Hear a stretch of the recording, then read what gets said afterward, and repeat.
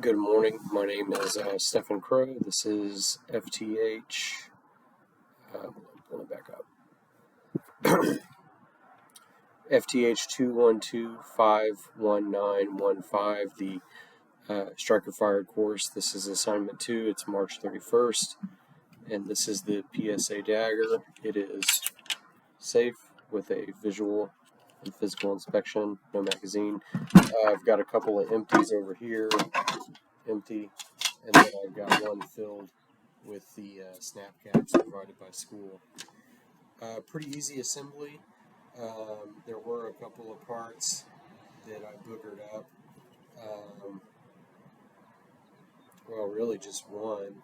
The end plate here, this polymer piece.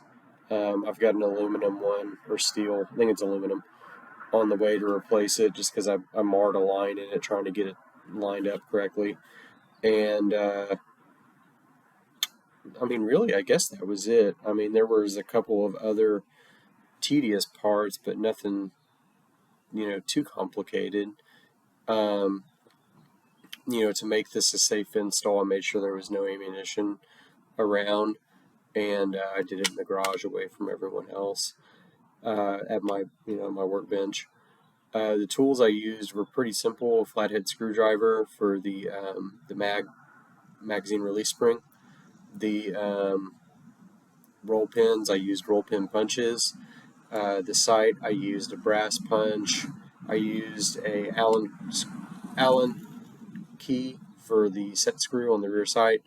I used the Glock tool to put in the front sight, and I also used the Glock channel liner tool to install that channel liner. My vise came in handy to take up the tension on the recoil spring, and it also came in handy to put the slide into to use my brass punch.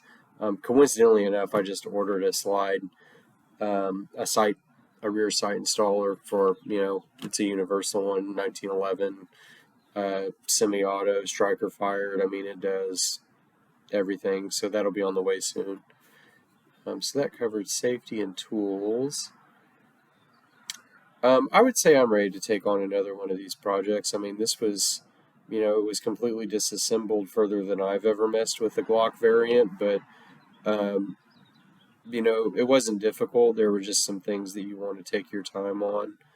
Installing that end plate, installing the sight, really taking the pressure off that recoil spring. I tried to do it by hand, and it was just way easier to do it in the vise, so I just stopped what I was doing, came out here, put it in the vise, and then was good with it there.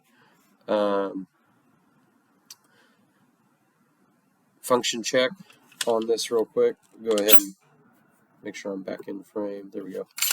So again, it's clear. So insert, no safety. So I've just inserted the magazine, chambered it, and then I can depress the trigger. Hear that clunk? The slide moved ever so slightly. Let go and rack it back, and it ejects the round, strips that new one, and it re-primed that trigger. And again,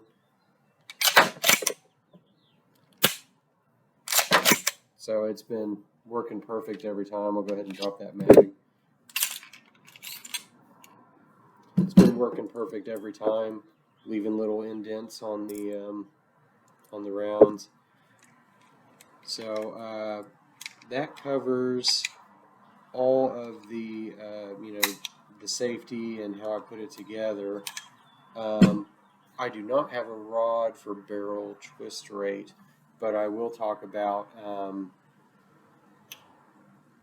the differences between twist rate in the short barrels and the long barrels. And for me, I think they have to put a different twist rate on the shorter barrels because, you're getting in a longer barrel, like let's say you're talking about the difference between like something in a pistol and then something in a, in a rifle, like a typical 1-in-7 twist rate, like in an AR versus like a 110 or a 116 in a semi-auto striker fired weapon is, there's longer effect of the twist to be stabilized within a longer barrel. So a shorter barrel, you don't have much time to put stabilization on the round, so you need a higher twist rate to compensate for the shortness of the barrel but still maintain an accurate velocity and an accurate round when it's coming out. It needs to have the correct spin on it to ensure that the round is going to meet the target that the weapon is designed to intended to hit. But that would be the difference there to me. And then I'll make another short video. I just got to find that rod. I forgot that I couldn't find it, so I'll get that, and then I'll finish the barrel twist rate measurement.